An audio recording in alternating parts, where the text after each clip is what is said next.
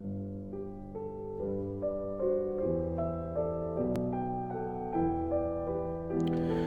es el nivel de maldad más grave?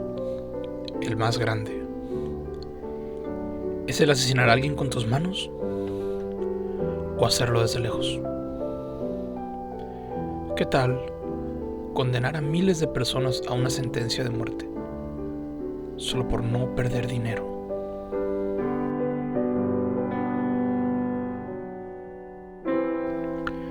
La hemofilia es un trastorno hemorrágico hereditario en el cual la sangre no se coagula de manera adecuada. Esto puede causar sangrados tanto espontáneos como después de una operación o de tener una lesión.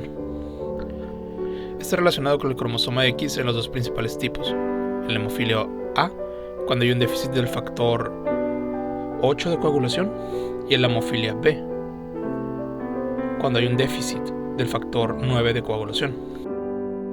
Casi en todos los casos, esta enfermedad es recesiva para las mujeres, pues si alguno de los padres es hemofílico, el otro cromosoma heredado vendrá de un padre sano. Eso no es el caso de los hijos varones, pues en ellos existe una alta probabilidad de heredar el cromosoma X enfermo. La coagulación es el proceso por el cual la sangre pierde su liquidez convirtiéndose en un gel para formar un coágulo. Este proceso potencialmente desemboca en la hemostasis, es decir, en el cese de la pérdida de sangre desde un vaso dañado, seguida por su reparación. El mecanismo de coagulación involucra la activación, adhesión y agregación plaquetaria, junto con el depósito y maduración de la fibrina. Cuando alguien se hiere o se corta, comienza el proceso de coagulación. Esto puede aplicar tanto con heridas externas como cortadas, graves o pequeñas, hasta con heridas internas. Para la gente común, el proceso de coagulación lo observarán normalmente cuando nos cortamos la piel, por accidente.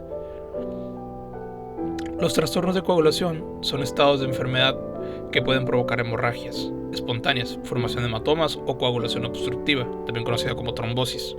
El mecanismo de coagulación se encuentra altamente conservado a través de diferentes especies en la biología.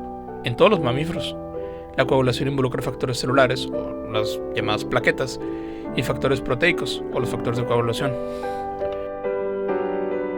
En la coagulación de la sangre, el factor 8, también llamado factor antihemofílico A, es una glucoproteína contenida en el plasma sanguíneo, que actúa como uno de los cofactores de la cascada de la coagulación. La deficiencia del factor 8 causa una condición hereditaria hemorrágica conocida como hemofilia A.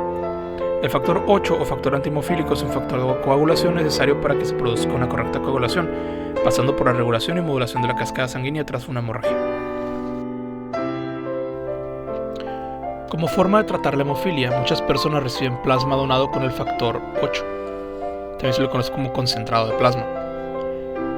No obstante, para 1980 el VIH-Sida comenzaría a esparcirse a través del mundo, o al menos comenzaría a ser detectado a través del mundo. En su tiempo, en los Estados Unidos la donación de sangre no era adecuadamente monitoreada o revisada. Esto causó que medicamentos fabricados con el plasma donado estuviesen contaminados por VIH o otras enfermedades que se comparten por sangre, como la hepatitis. Debido a que la sangre utilizada para fabricar el concentrado era extraída de decenas de miles de pacientes, no de un único paciente. Con un par de pacientes infectados era suficiente para poder infectar un lote completo. Bayer, una empresa farmacéutica, tenía todos los recursos para enterarse y hacer todo lo posible para evitar que dicha enfermedad azotase a sus pacientes, personas ya de por sí enfermas desde que nacieron. Y de hecho, Bayer se enteró que sus medicamentos, en efecto, estaban dándole VIH a miles de personas a nivel mundial. Para enero de 1983, el manager de la división de obtención de plasma de Cutter, una subsidiaria de Bayer, admitió, y cito: "Hay fuerte evidencia que sugiere que el SIDA se está pasando a otras personas a través de productos de plasma". Para marzo de 1983, el Centro para el Control de Enfermedades, también conocido como CDC en inglés, advirtió que los productos hechos con sangre parecían ser los responsables de los casos de VIH en pacientes hemofílicos. En este mismo lapso de tiempo, un competidor del laboratorio Cutter terminaría desarrollando un tratamiento a base de calor para esterilizar el VIH dentro del concentrado de plasma. Para ese entonces, Bayer ya tenía total conocimiento de la contaminación del concentrado de plasma. Y esta historia podría haber terminado sin ningún problema aquí, como una horrible nota histórica donde una nueva enfermedad desconocida para todos, que no se entendía su funcionamiento, devastó una población vulnerable debido a errores y a muy pero muy mala suerte. Pero la historia no terminó aquí. Bayer continuó vendiendo el producto infectado mientras a su vez procuraban desarrollar el producto limpio. ¿Cómo?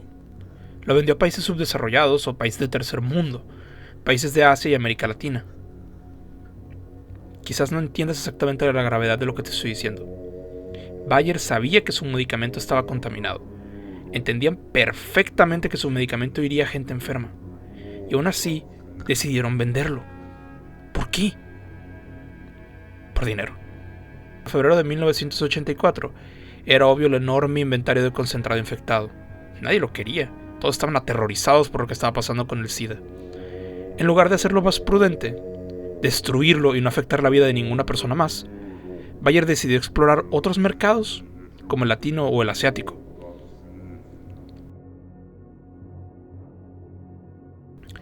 Ellos necesitan obtener el retorno de su inversión. Ellos le pagaron a los donantes, procesaron el plasma, lo pusieron en viales, ya lo mandaron a almacenes. Todo ya está pagado, dijo Michael Baum, abogado de las víctimas de las farmacéuticas. Cotter siguió produciendo la medicina contaminada y siguió vendiéndola. 300.000 unidades argentinas, 400.000 unidades al lejano oeste.